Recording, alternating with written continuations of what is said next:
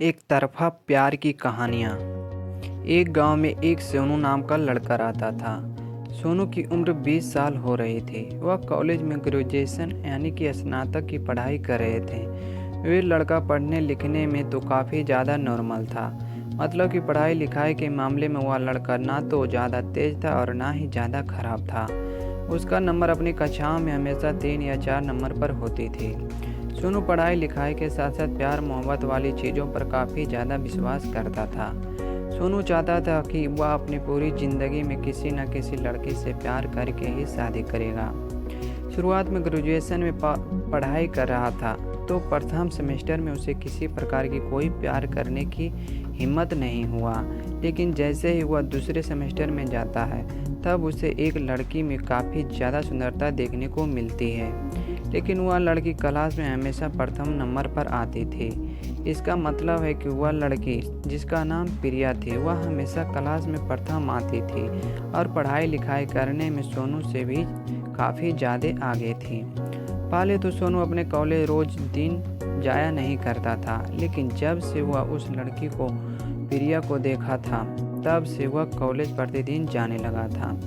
उसी लड़की से एक तरफा प्यार होने के कारण सोनू कॉलेज प्रतिदिन और लगातार जाया करता था, जिससे उसकी पढ़ाई अच्छी होने लगी थी। अब उसे और भी अच्छी तरह से समझ आने लगा था, क्योंकि वह अपने प्यार के सामने बेइज्जती होने के डर से वह भी सभी डांस और सभी लिखने वाली चीज़ों में सबसे पहले ही कर लिया करता था। नेहा जिस तरह सेमेस्टर में फर्स्ट आती थी, ठीक उसी तरह सोनू भी सोच रहा था कि अगर मैं भी पढ़ने लिखने में काफ़ी तेज तरार बन जाऊं तो हो सकता है प्रिया मुझे प्यार करने लगेगी। लेकिन यह बात तो अलग है। सोनू तो पहले से ही प्रिया को मन ही मन पसंद करने लगा था। अब तो प्रिया को ही बार बार देखने को मन करता था सोनू को।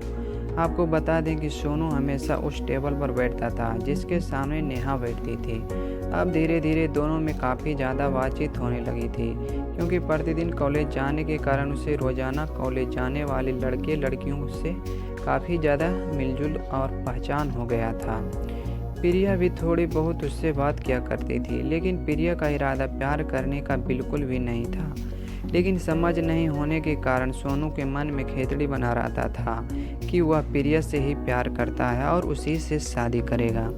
आपको बता दें कि ज़िंदगी आगे जैसे जैसे गुजर रही थी उसी प्रकार सेमेस्टर में पढ़ाई भी गुजर रही थी। अब सोनू को प्रिया से बिछड़ने का दर्द भी मिलने वाला था, क्योंकि सोनू प्रिया से एक तरफा प्यार किया करता था। धीरे धीरे प्रिया और सोनू सेमेस्टर के सभी लोगों अंतिम सेमेस्टर में पहुंच गए थे। अंतिम एग्ज़ाम होने वाली थी और सोनू को काफ़ी ज़्यादा दर्द महसूस होने लगा था प्रिया से बिछड़ने के। अब तो धीरे धीरे सोनू का मन बिल्कुल भी नहीं लगने लगा था, क्योंकि वह प्रिया से बिल्कुल भी किसी भी हालत में बिछड़ने के लिए नहीं सोचता था। आपको बता दें कि सोनू धीरे धीरे अब तो रोने का जैसा हाल बना लिया था, क्योंकि अब तो उन्हें यह भी लग रहा था कि महज कुछ दिनों की बात है, कॉलेज बंद हो जाएंगे, सभी की छुट्टियां हो जाएगी।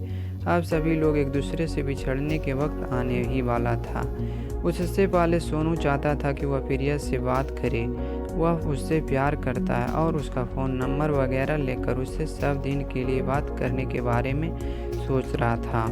उस दिन तो परीक्षा के आखिरी ही दिन था। उस दिन के बाद से अब कोई किसी को नहीं मिलने वाला था। जैसे ही सभी लोग अपने अपने घर जाने लगे थे तो सोनू का घर काफ़ी ज़्यादा दूर था और प्रिया का घर भी। परीक्षा खत्म होते ही सभी लोग अपने अपने घर की तरफ चल पड़े। साथ ही प्रिया और सोनू भी अपने घर की तरफ चल पड़े थे। वैसे तो पहले प्रिया को लेने के लिए उसके पिताजी आया करते थे, लेकिन उस दिन एग्ज़ाम दूसरी पाली में चल रही थी और काफ़ी ज़्यादा शाम हो गया था। हो सकता है प्रिया के पापा को किसी तरह का कोई काम आ गया होगा और उन्हें लेने के लिए नहीं आए थे। प्रिया को इस बात की जानकारी बिल्कुल भी पहले से ही थी, इसलिए वह अपने घर जाने के लिए बस तथा ट्रेन के बारे में पता लगाने के लिए स्टेशन तथा बस अड्डे के बगल में पहुंचने लगी।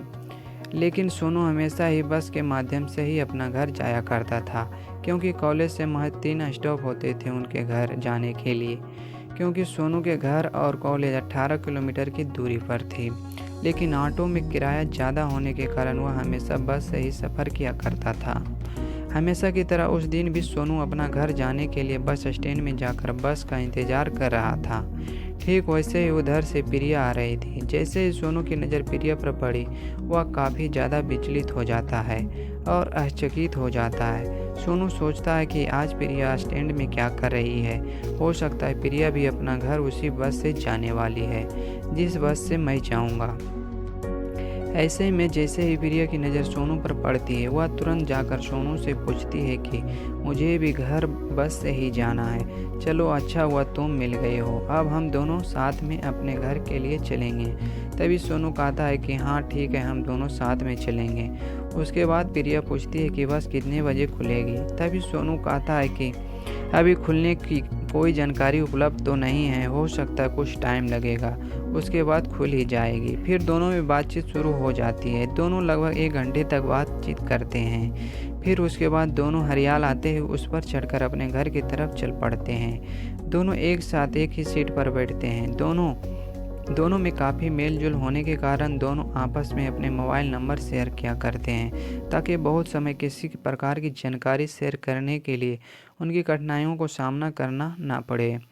घर जाते उसने एक दिन बाद दोनों आपस में बातचीत करने लगते हैं। दोनों काफ़ी अच्छी मित्रता हो गई थी। कॉलेज के बाद दोनों अपने अपने घर में बोर हो जाते थे, तो दोनों चुटकुला पहेलियाँ जीत करके अपना अपना मन बहलाया करते थे। ऐसे में धीरे धीरे दोनों में काफ़ी ज़्यादा प्यार हो गया और सोनू को अब उनके सपनों वाली ज़िंदगी मिलने वाली थी, क्योंकि सोनू के मन में जो चल रहा था उसका एक तरफा प्यार वह पूरा ही होने वाला था। बात करते करते करीब 1 साल बीत जाने के बाद दोनों में काफ़ी ज़्यादा प्यार हो जाता है। वह शादी करने के लिए राज़ी हो गई थी। तभी दोनों के घर वाले एक दूसरे से मिलते हैं और शादी की बात करते हैं। फिर शादी करके दोनों प्रिया और सोनू एक साथ खुशी खुशी जीवन बिताने लगते हैं। तो दोस्तों, ये रोमांटिक कहानी आपको कैसी लगी? और वीडियो अच्छी लगी तो हमारे चैनल को लाइक और सब्सक्राइब जरूर कर दें। वीडियो अंत तक देखने के लिए धन्यवाद। अब मिलते हैं अगली वीडियो में।